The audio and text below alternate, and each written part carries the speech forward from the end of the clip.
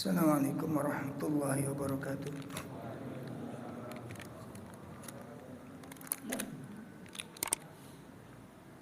Alhamdulillahirabbil alamin.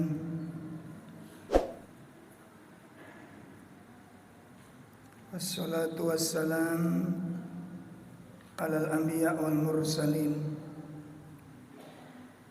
wa ala alihi wa ashabihi wa man tabi'ahum bi ihsanin ila yaumiddin.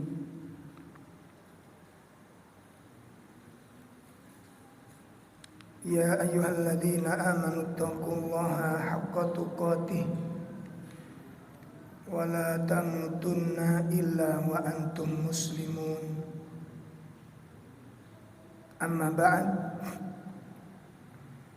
Akhwatul iman rahimani wa rahimakumullah.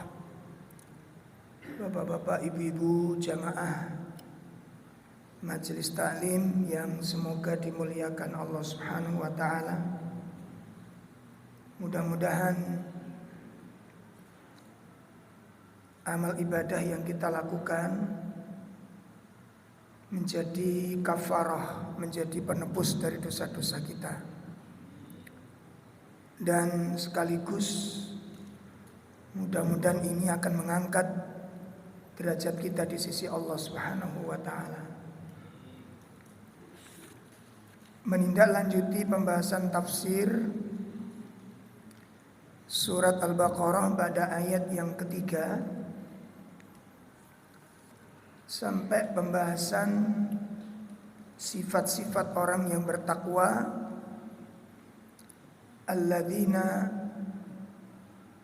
walladzina yu'minuna bil ghaibi wa yuqimunas shalah. Sifat yang kedua yaitu mereka orang-orang yang menegakkan sholat. Pertemuan yang lalu kita sudah jelaskan penjelasan dari para ulama pengertian dari kalimat yuqimunas shalah. Orang-orang yang senantiasa menegakkan sholat, dan itu sudah kita jelaskan dari tafsirnya para ulama. Dan malam ini kita akan melanjutkan termasuk perkara yang harus ditegakkan di dalam sholat, itu adalah al-jamaah. Ya, termasuk perkara yang harus ditegakkan di dalam sholat adalah al-jamaah, yakni melaksanakan sholat secara berjamaah. Itu harus ditegakkan. Para ulama berbeda pendapat di dalam menetapkan hukum tentang sholat jamaah ini. Sebagian menafsirkan bahwa sholat jamaah itu sunnah muakkad. Sebagian menafsirkan sholat sunnah itu hukumnya sholat jamaah itu hukumnya sunnah muakkad. Sebagian menafsirkan demikian. Sebagian lain, dan ini adalah pendapat jumhur, ya, kebanyakan para ulama menafsirkan wajib. Jadi sholat jamaah itu hukumnya wajib kecuali ada uzur syar'i. Apa uzur syar'i itu? Di antaranya sakit yang dipakai ke masjid itu tidak mampu badannya. Ya, tidak mampu badannya di bawah sana, atau dikhawatirkan nanti bisa menularkan penyakitnya. Kemudian apalagi safar, yaitu bepergian, ya, atau hujan yang sangat lebat, ya, disertai dengan gemuruh angin mungkin sehingga membahayakan. Maka ini dibolehkan orang tidak sholat berjamaah. ya, atau udzur-udzur syar'i yang lain yang memang sudah disepakati oleh para ulama. Seperti kita baru datang dari safar, ya, dalam keadaan letih, lemah, lapar. Nah ini makan dulu, jangan sholat dulu. Ya, makan dulu jangan.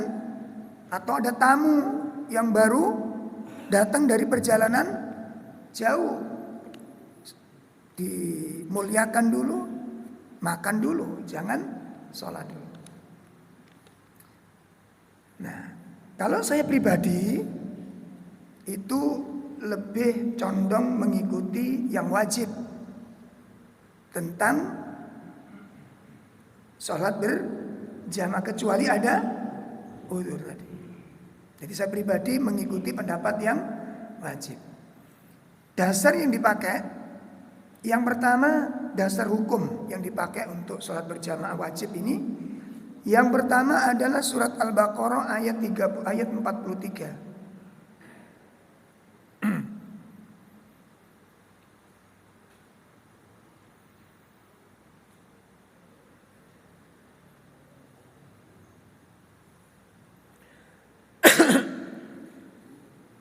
Ya.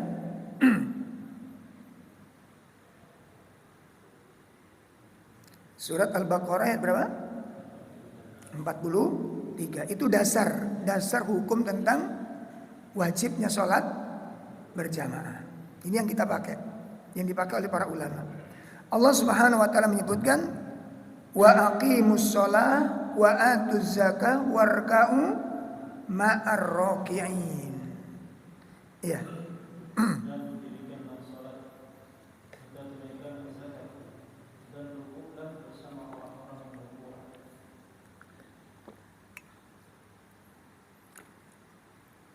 Di dalam tafsir Al-Kalamul Mannan Taisirul Karim oleh Syekh Nasir As-Sa'di, beliau mengatakan wa aqimus shalah,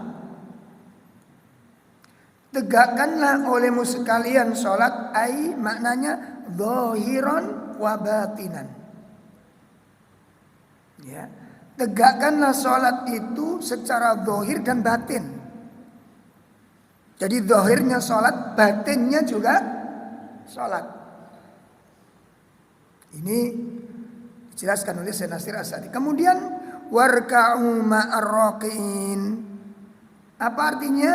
Sallu ma'al musallin. Ya, jadi arti dari rukuklah bersama dengan orang-orang yang rukuk itu bukan pengertian secara harfiah. Ya. Rukuk di sini maksudnya apa? Sholat, bukan tiba-tiba rukuk gitu, enggak. Rukuk yang dimaksud di sini adalah sholat. Adapun perintah warka'u ma'ar raki'in, rukuklah bersama orang-orang yang rukuk, artinya sholatlah bersama dengan orang-orang yang sholat. Apa itu? Berjamaah. Nah, kemudian beliau mengatakan, Syekh Nasir As-Sa'di mengatakan fa innakum, maka perhatikan kalimat ini sangat bagus sekali ya. Fa innakum, maka sesungguhnya kalian, idza fa'altum dzalika, jika sudah melakukan yang demikian itu. Melakukan yang demikian itu maksudnya apa? Menunaikan sholat Jadi kalau kalian sudah tunaikan yang demikian itu, ma'al imani bi rasulillahi wa ayatillah, di mana kamu mendatangi sholat jamaah, melaksanakan sholat jamaah itu karena imanmu kepada Rasul sallallahu alaihi wasallam, karena imanmu kepada ayat-ayat Allah Subhanahu wa taala. Nah, jadi kalau kita datang seperti hari ini tadi, kita sholat berjamaah maghrib. Kalau kita melaksanakan sholat jamaah maghrib tadi itu didasari oleh iman kepada Rasul sallallahu alaihi wasallam, didasari oleh iman dengan ayat-ayat Allah, faqad jama'tum bainal a'mali dzahira wal batinah. Berarti kalian sudah mengumpulkan dua perkara yang besar. Apa itu? Amalan-amalan zahir dan amalan-amalan batin. Amalan zahirnya sholatnya, amalan batinnya didasari karena iman kepada Allah dan Rasulnya. Jelas ini Pak? Jadi kita telah melaksanakan ibadah ini dengan dua kekuatan. Yang pertama dasarnya kekuatan zahir kita dengan sholat itu. Yang kedua didasari karena iman kita kepada Allah dan iman kita kepada ayat-ayat Allah Subhanahu wa taala. Bainal ikhlas lil ma'bud, ya, antara keikhlasan kepada Allah Subhanahu wa taala wal ihsanu ila abidihi, dan berbuat ihsan, berbuat baik kepada Allah Azza wa Jalla. Ya, wa bainal ibadatul qalbiyah wal badaniyah wal maliyah. Subhanallah. Maka engkau telah gabungkan semuanya. Ibadah badan, ibadah hati, ibadah dengan harta. Itu bisa kamu lakukan secara warka'u ma'ar raqiin. Makanya kalau bisa datang ke masjid itu jangan cuma dapat pahala sholat saja. Ya, di masjid ini banyak peluang-peluang ibadah yang merupakan kebutuhan bekal kita di dunia dan akhirat kita. Ya, jadi jangan ke masjid itu cuma dapat pahala apa? Sholat. Luangkan, kita ketemu banyak orang, sebarkan salam. Berapa pahala nilainya? Setiap ketemu jamaah, assalamualaikum, assalamualaikum, salam. Jabatan tangan, nilainya sudah gak karu-karuan itu Pak. Ya, ditambah lagi perbanyak sholat-sholat sunnah. Kurangi omongan-omongan yang tidak ada manfaatnya, terutama di waktu-waktu yang mahal. Waktu-waktu yang mahal itu bagaimana? Antara adzan dan jangan ada komunikasi apapun kecuali berdoa kepada Allah Ta'ala. Dimanfaatkan. Saya sering menemukan di masjid-masjid kita ini sambil menunggu sholat gembrembeng, bukan baca Quran tapi apa? Seminar. Banyak di masjid-masjid kita ini. Masjid-masjid ini katakan sunnah ini. Ya, manfaatkan, ini waktu yang ijabah untuk berdoa. Jangan disia-siakan dengan omongan-omongan yang tidak ada manfaatnya. Nah, kemudian apa lagi? Di sini ada kotak infak. Nggak usah banyak-banyak. Kalau jenengan memang nggak punya rezeki banyak, 2.000 masuk kabotan sampean. Tapi ngeten iki nek gak temen yo gak katut dhuwit 2.000 niku, Pak. Lho nggih mboten? Nek mboten kebiasaan infak, nggak inget dengan kotak infak, padahal itu manfaatnya luar biasa. Apa yang sudah kita infakkan ini secara zahir untuk masjid, itu untuk diri kita sendiri. Itu untuk diri kita sendiri. Makanya orang yang bakhil berarti dia bakhil kepada siapa? Kepada dirinya sendiri. Tidak ada malaikat yang mendoakan dia, tidak mendapatkan jaminan dari Allah Ta'ala, dan dia tidak punya tabungan yang menggembirakan di sisi Allah Ta'ala. Jadi kebakhilannya itu kembali kepada dirinya sendiri. Makanya kadang-kadang panitia pengajian itu saiki ditulisi, Pak, siapkan infak. Saja ini gak usah ditulisi saja. Ngerti karepe dhewe, tapi gak ngerti buktine. Ngeten iki nek mboten dibiasakno nggih mboten saged, walaupun nyekel duit tiap hari. Ya, makanya jangan sampai kita sia-siakan tempat yang mulia ini. Ya, jangan sia-siakan. Atau seperti ada jaminan minuman untuk para musafir perjalanan, itu masya Allah itu. Kalau jenengan terlibat, wes aku jatah 2 hari sekali 1 dos, tidak masalah. 3 hari sekali 1 dos, tidak masalah. Atau kalau sampai ke sini beli beberapa gelas, nggak usah 1 dos barangkali keberatan, bawa 1 kresek isinya berapa, taruh situ, manfaat insya Allah. Ya, jadi ini peluang-peluang emas untuk kita dapatkan kemuliaan-kemuliaan ibadah yang besar. Ya. Ini dalil yang pertama. Dalil yang kedua,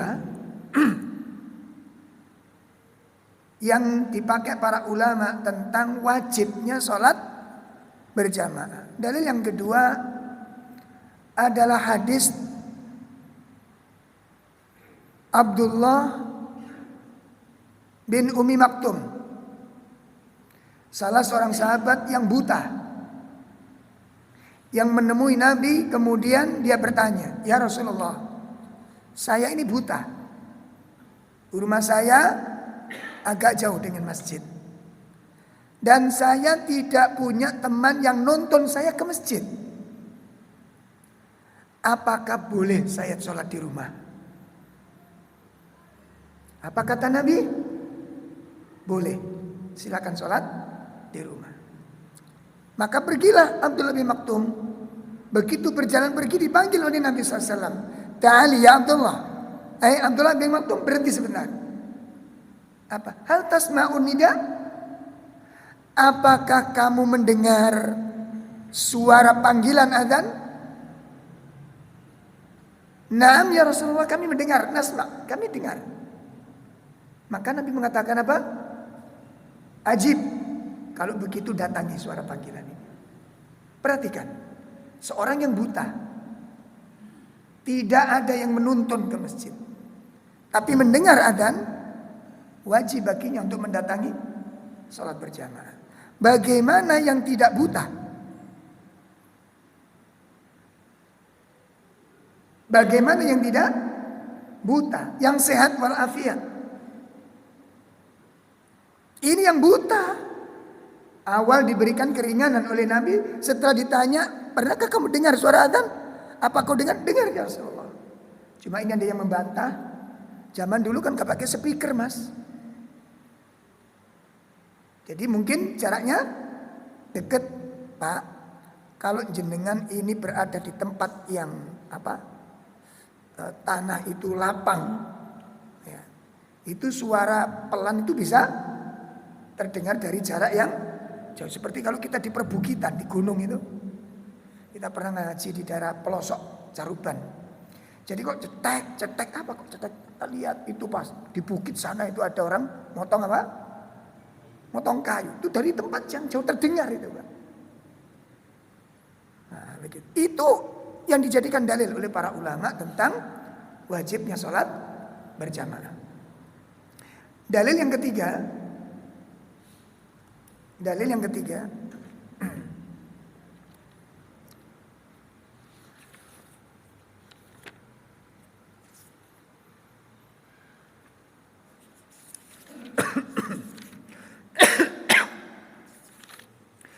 Tentang hadis Nabi SAW yang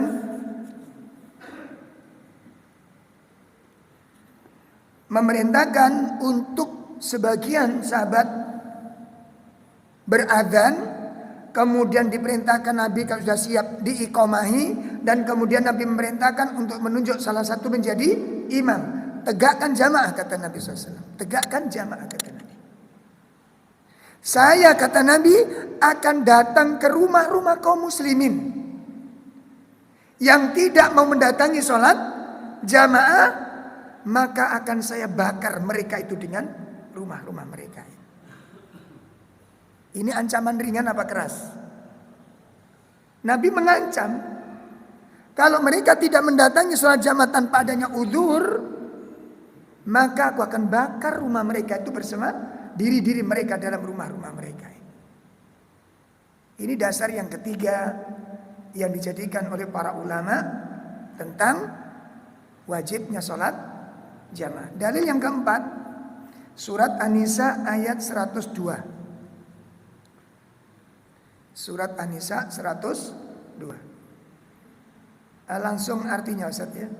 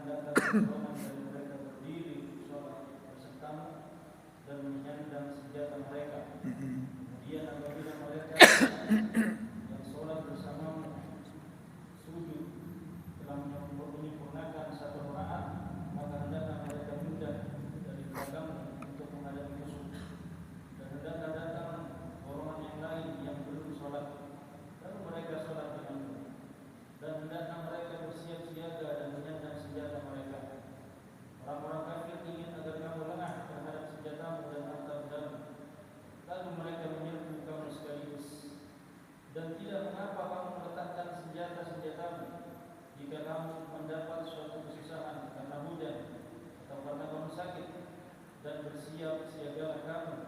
Sungguh Allah telah menyediakan azab yang menghinakan bagi orang-orang kafir itu. Ayat ini menjelaskan tentang perintah dari Allah kepada Nabi SAW untuk tetap melaksanakan sholat berjamaah pada saat terjadinya perang.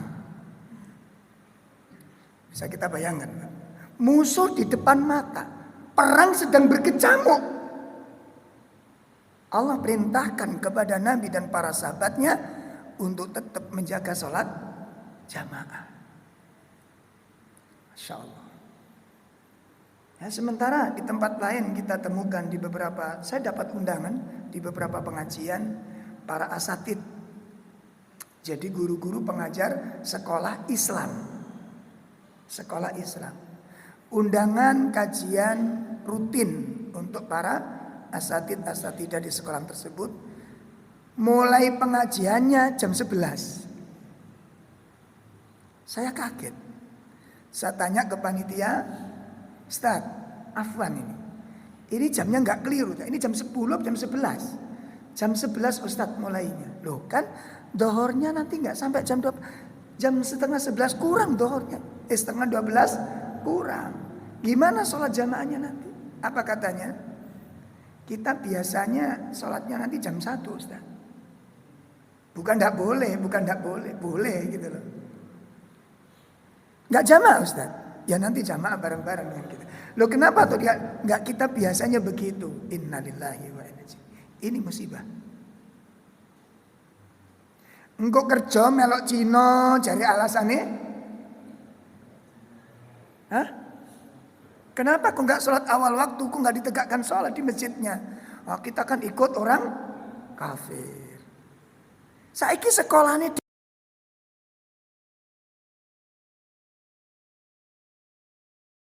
makanya nggak heran kemudian ketika kita lihat anak-anak SMA yang alumni sekolah situ molor-molor sholatnya. Waktunya adzan sudah masih sepak bola, itu alumni dari sekolah tersebut. Kenapa? Lah wong sekolah ini modelnya kayak begini. Subhanallah. Maka tidak ada yang menyepelekan masalah ini. Ya, kan tadi sudah kita bilang, kalau memang ada udzur-udzur syar'i, nggak mungkin agama tidak memberikan itu. Ini kan tinggal manajemen aja toh Pak. Apalagi itu rutin, betul loh. Iya kan? Waktunya kita makan aja makan dulu kok. Jelas maksudnya ya? Berarti kalau ada acara di sekolah itu kan bisa ditata. Kita punya sekolahan juga masalahnya dan bisa. Kenapa tidak? Wong kita yang mengelola. Dan itu sekaligus pembelajaran kepada santri dan siswa-siswa kita untuk peduli dan perhatian tentang masalah sholat ini. Makanya tidak mungkin kita akan menghasilkan kader-kader yang berkualitas tentang persoalan tersebut kalau para asatidnya dan lembaganya tidak punya komitmen tentang masalah ini. Itu kita temukan Pak. Ya, bahkan ada di sekolah besarnya itu malah subhanallah sempat menjadi kritikan yang luar biasa. Masuk kepada tokoh-tokoh kita nasihatkan, kita rekam itu acaranya. Lah masa di masjid sedang dikumandangkan adzan, ini orkes lagi main ini. Ada acara apa itu? Masya Allah. Kacau sudah. Dan waktu itu ada kajian di masjid tersebut. Akhirnya kita coba kasih nasihat usul untuk dikondisikan ini mahasiswa-mahasiswa ini. Gak heran kalau kemudian menghasilkan seperti ini. Ya. Nah, jamaah sekalian, ada beberapa nas dalam Al-Quran maupun athar. Al-Quran maupun athar tentang datangnya suatu generasi yang buruk dalam Al-Quran ini. Generasi yang buruk karakternya, generasi yang buruk mentalnya, generasi yang buruk pemahamannya terhadap masalah agama ini. Kita lihat generasi yang mudah-mudahan kita diselamatkan Allah dari sifat tersebut, yang disebutkan oleh Allah Ta'ala di dalam surah Maryam, ya, surat 19 ayat 50 Ya. Ini generasi yang buruk kata Allah. Generasi yang buruk mentalnya, buruk pemahamannya, buruk karakternya akan datang ke tengah-tengah kita ini. Allah Subhanahu wa taala menyebutkan, fa khalafa min ba'dihim khalfun adaa'us shalah. Fa khalafa min ba'dihim khalfun adaa'us salata wattaba'us syahawat واتبعوا الشهوات فسوف يلقون غيا.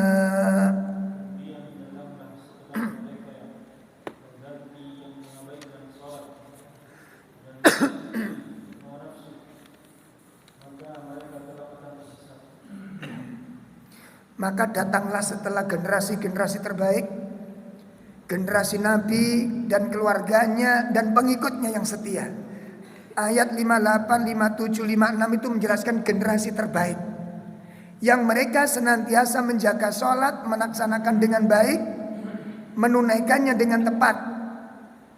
Generasi-generasi yang terbaik. Ayat 59 menjelaskan akan datang pengganti yang buruk kata Allah. Akan datang generasi yang buruk kata Allah. Tanda-tandanya ada dua generasi yang tidak baik ini. Yang pertama, adha'us shalah. Apa adha'us shalah? Menyia-nyiakan salat. Menyia-nyiakan salat itu salat apa enggak? Dalam salat. Nanti akan kita lihat tafsirnya, Pak. Kita lihat tafsirnya nanti. Ini menarik sekali tafsirnya. Jadi sifat yang buruk ini yang pertama, adha'us shalah, mereka menyia-nyiakan salat. Yang kedua, wattaba'us syahawat. Mereka mengikuti hawa nafsu. Apa makna adha'us shalah wattaba'us syahawat ini? Tafsir ayat ini dijelaskan oleh beberapa ulama ahli tafsir. Pertama, nanti bisa dilihat tafsir ini dalam tafsir Ibnu Katsir. Nanti bisa dilihat yang punya tafsir Ibnu Katsir. Imam Hasan Al-Basri berkata, yang dimaksud adha'us shalah itu adalah atalul masajid. Atalul masajid, meninggalkan masjid. Berarti mereka tidak memperhatikan sholat jamaah. Sholat tapi di rumah. Sholat tapi tidak punya tempat waktu yang tepat. Kenapa? Kok dikatakan adha'us shalah? Sebab kalau orang tidak terikat dengan sholat jamaah, Pak, waktu ini kira-kira tepat apa enggak? Hah? Ayo, sing sholat-sholat tidak terikat dengan jamaah, kira-kira waktunya kapan? Suka-suka dia. Bener dong, bener. Dia mengerjakan jam sekian, itu kenapa? Gak terikat. Gak terikat. Ini yang dikatakan adha'us shalah, meninggalkan masjid. Kemudian yang dimaksud wattaba'us syahwat, itu artinya waluzumud dhayi'at, mereka mendatangi tempat-tempat hiburan. Masjid ditinggalkan, tempat-tempat hiburan dimakmurkan. Dua cirinya di sana. Ini tafsir yang pertama. Tafsir yang kedua,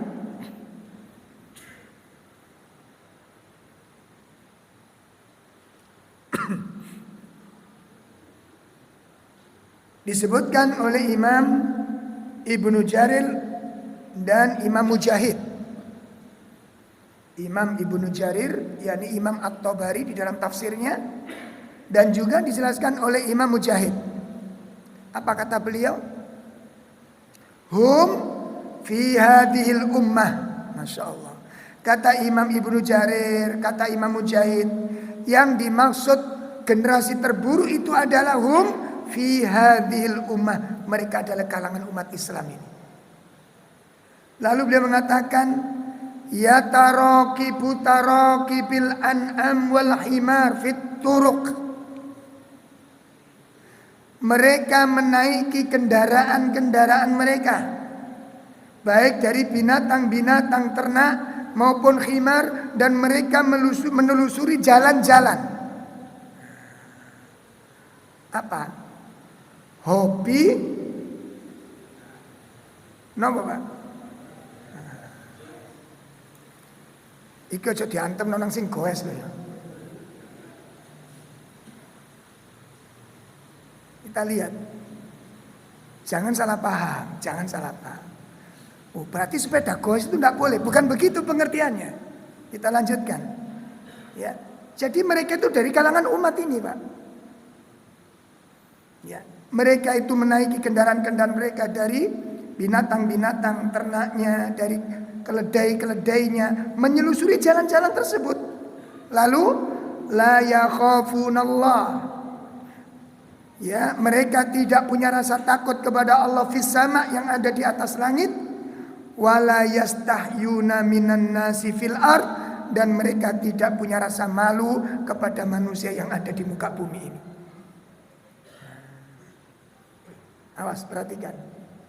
Tidak punya rasa takut kepada Allah yang ada di langit, dan tidak punya rasa malu kepada manusia yang ada di muka bumi ini.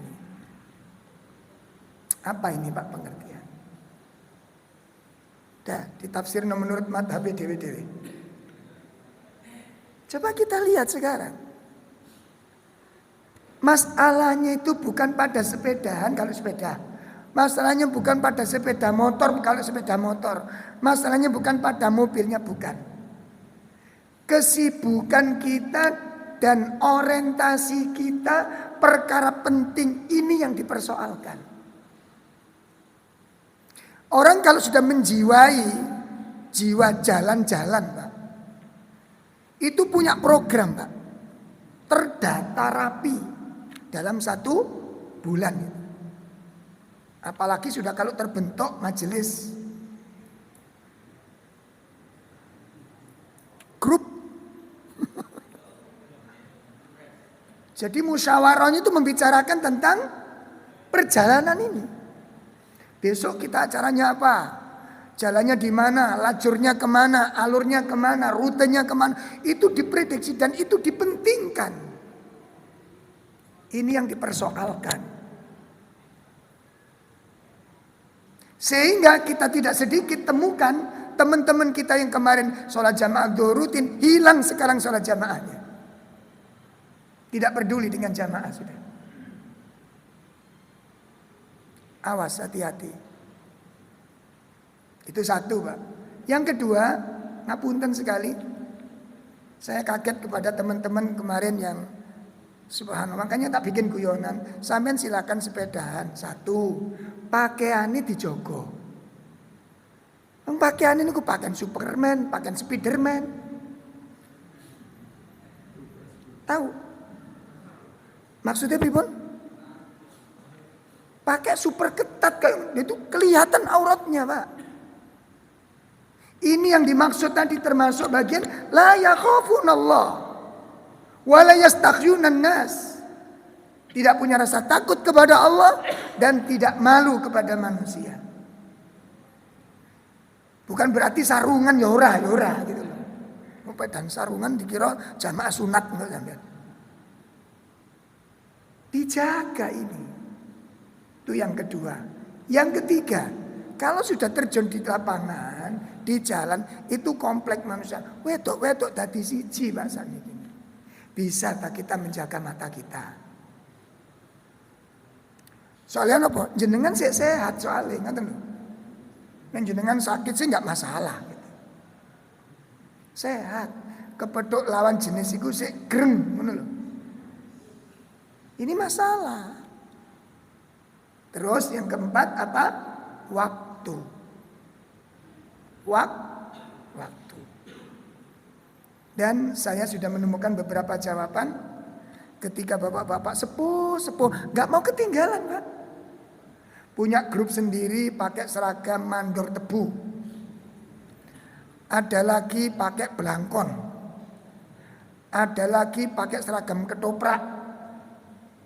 Ada lagi pasukan 45. Aku sing heran, iki kok nemu ngono lho. Seragam iki lho, Pak. Ini berarti dipentingkan apa enggak? Dipentingkan apa enggak? Seperti itukah kita mementingkan urusan agama, beli kitab?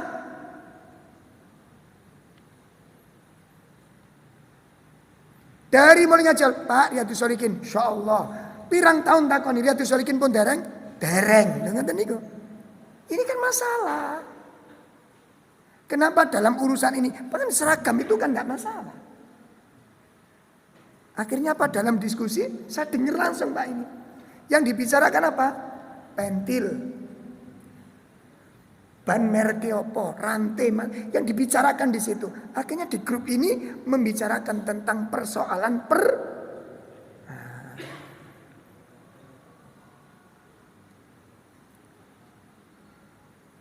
juz amma berapa abad kita ndak hafal-hafal.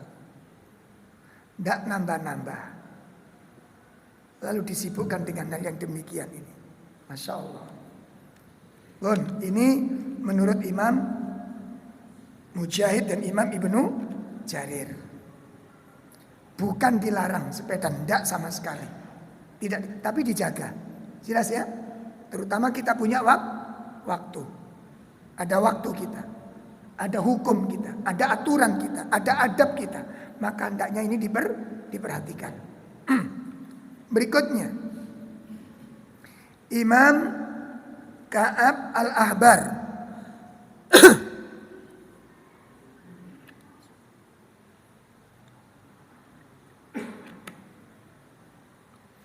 Imam Ka'ab al-Ahbar.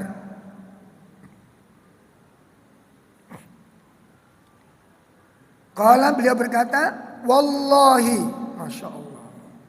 Ini malah diawali dengan sumpah, Pak. Diawali dengan inni la ajidu sifatal munafiqina fi kitabillahi azza wa jalla.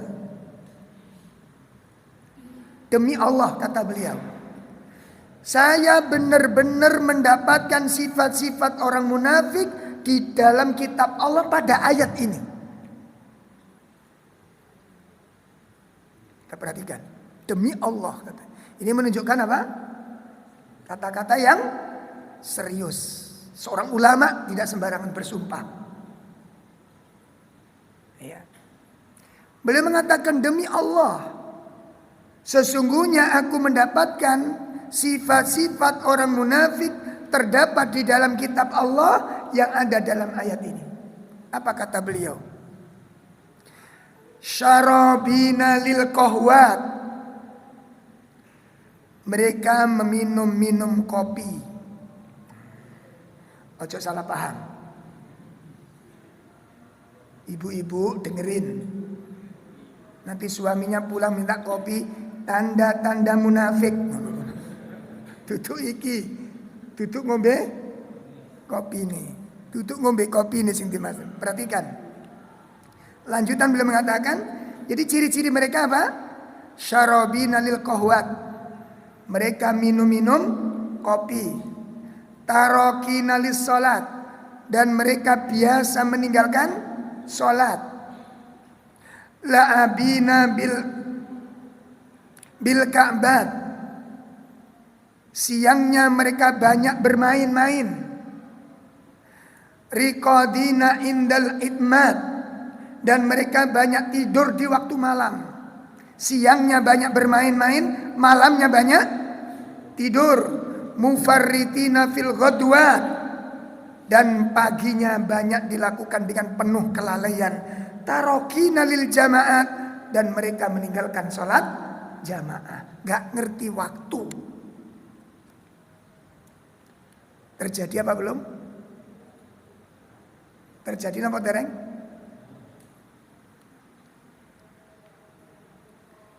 Saya awali dulu, saya terangkan. Kalimat ini sudah ada sebelum kakek nenek kita lahir. Karena ini dinukil dari kitab tafsir Ibnu Katsir. Jadi sudah sangat berpuluh-puluh tahun yang lampau. Bahkan beratus tahun yang lampau. Ini sudah ada kalimat ini. Jadi bukan nyocok-nyocok mboten. Tapi ini sifat gitu loh Pak. Yang sekarang bisa kita lihat hasilnya. Ketika kita mengabaikan tentang pentingnya sholat ini, maka terjadilah generasi-generasi yang tidak ngerti apa itu sholat. Ya, jenengan lihat sekarang yang namanya warung kopi ini. Ya, tuh kalau malam minggu Pak, iktikaf 10 akhir Ramadan kalah Pak. Kalah. Tuh Masya Allah. Dan itu dipenuhi dengan di situ gak akan terdengar suara adzan. Yang terdengar suara apa? Dan itu membawa pada kelalaian-kelalaian yang sangat banyak. Di mana kita sebelumnya sudah banyak lalai, ditambah dengan kelalaian-kelalaian yang sangat banyak, ini sungguh sangat mengerikan terjadinya. Mau dibawa kemana umat ini? Ayo bapak-bapak, anak-anaknya kita, sudah selamatkah dari persoalan ini? Jangan dianggap sepele. Wah, anak saya nggak kemana-mana Ustaz, cuma duduk-duduk. Itu awalnya, itu muqaddimah Pak. Ya, 1 hari 2 hari duduk anteng di situ. Setelah itu dia punya teman yang lain yang lebih jauh arealnya, dan tidak mungkin kita bisa connect dengan mereka setiap saat. Makanya coba nanti pengurus-pengurus masjid yang para peduli dakwah ini, coba kalau malam habis isya bikin acara keluar jalan-jalan untuk melihat suasana bagaimana umat ini. Coba sampai lihat nanti. Masya Allah. Ini dipenuhi dengan ini yang disebut dengan fitnatus syahwat. Jangan disepelekan. Kalau sudah kena penyakit syahwat ini Pak, sudah dicintakan dengan hidup seperti ini. Lalu mereka menggandrungi hidup seperti ini, masuk fitnah yang kedua, fitnah syubhat. Kerancuan berpikir dalam agama sudah akan terjadi otomatis itu Pak. Sudah nggak peduli dengan agama, itu udah nggak peduli sudah. Nah di sini masuknya program-program yang disebut dengan harakatul irtidad akan berjalan dengan lancar. Gerakan pemurtatan. Kenapa? Sudah nggak ada misinya kepada agama. Kecondongan, ketakjuban, kecintaan kepada agama sudah nggak ada. Isu apapun ditelan oleh mereka, diserap oleh mereka, dinikmati oleh mereka. Maka terjadilah generasi yang sangat mengerikan ini. Nah oleh karena itu Bapak-Bapak sekalian, ini perkara-perkara penting, maka jangan sampai kita sepelekan. Jangan kita abaikan. Kemudian yang terakhir, kita akan melihat satu riwayat dari Imam Ahmad.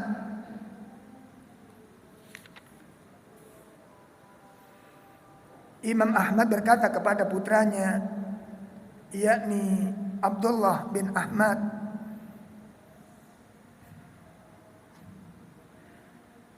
kataba Umar ibn Khattab, dia berkata, ya bunayya, wahai anakku, kataba Umar bin Khattab ar-risalah. Umar bin Khattab mengiris surat, menulis surat yang akan dikirim kepada wali-wali negeri. Kalau bahasa sekarang, kepada gubernur-gubernur daerah. Jadi Umar menulis surat khusus ditujukan kepada para gubernur-gubernur daerah. Apa isi suratnya? Qala Umar, berkata Umar, ayyuhal wulah, wahai para pemimpin-pemimpin, inna min ahammi umurikum indi as-shalah. Ini surat yang ditulis oleh Umar, yang dikirim ke semua gubernur dalam bawaan Umar bin Khattab. Wahai para gubernur, wahai para pemimpin-pemimpin daerah, sesungguhnya urusan kalian yang paling aku anggap penting itu adalah as-shalah. Ya Allah, masalah apa? Salat. Urusan kalian yang paling aku anggap penting adalah salat. Faman hafidhoha, barang siapa yang menjaga salatnya, hafidho dinahu, berarti dia menjaga agamanya. Barang siapa menjaga salat, maka dia menjaga agamanya. Wa man dayya'aha, dan barang siapa yang menyia-nyiakan salat, fahuwa lima siwaha adya, maka selain daripada salat akan lebih dia sia-siakan. Perhatikan ini. Ini nasihatnya siapa? Umar bin Khattab. Barang siapa yang menjaga sholatnya, maka dia menjaga agamanya. Dan barang siapa yang menyia-nyiakan sholatnya, maka selain daripada sholat akan lebih disia-siakan. Wala haddon fil Islam, maka tidak ada keberuntungan sama sekali di dalam Islam liman tarokas sholat, bagi orang-orang yang meninggalkan sholat. Masya Allah. Nah bapak-bapak, ibu-ibu sekalian yang dimuliakan Allah, ini perkara-perkara yang termasuk perlu ditegakkan di dalam sholat. Tafsir dari kalimat yuqimunas sholah, ya, mengapa dikatakan yukimuna? Ya, karena dibutuhkan untuk tegaknya sholat, untuk jalannya sholat, untuk terjaganya sholat. Ini perlu ada penjagaan-penjagaan yang perlu dilaksanakan oleh kaum muslimin. Makanya Allah katakan hafidhu alas sholawat, jagalah oleh kalian akan sholat-sholat ini. Ini yang bisa kami sampaikan dalam kajian malam ini. Adapun materi yang akan datang, supaya kita punya greget, ya, punya dorongan-dorongan motivasi untuk menjaga sholat, dan tidak gampang meremehkan sholat, dan tidak berani menyia-nyiakannya. Maka kita akan bahas satu materi yang sangat penting pada Senin yang akan datang, adalah manzilatus sholah. Ta'rif manzilatus sholah, mengenal tentang kedudukan sholat di dalam Islam ini. Sehingga nanti dari situ nanti diharapkan tidak ada seorang pun di antara kaum muslimin yang mengetahui tentang kedudukan sholat ini. Maka diharapkan untuk semakin menambah motivasi dirinya untuk menjaga ibadah yang mulia ini. Insya Allah itu yang akan kita bahas. Mudah-mudahan ini bermanfaat. Kurang lebih mohon maaf yang sebesar-besarnya. Kita cukupkan. Wassallallahu ala nabiyyina Muhammad. Subhanakallahumma wa bihamdika, asyhadu an la ilaha illa anta astaghfiruka wa atubu ilaik. Assalamualaikum warahmatullahi wabarakatuh.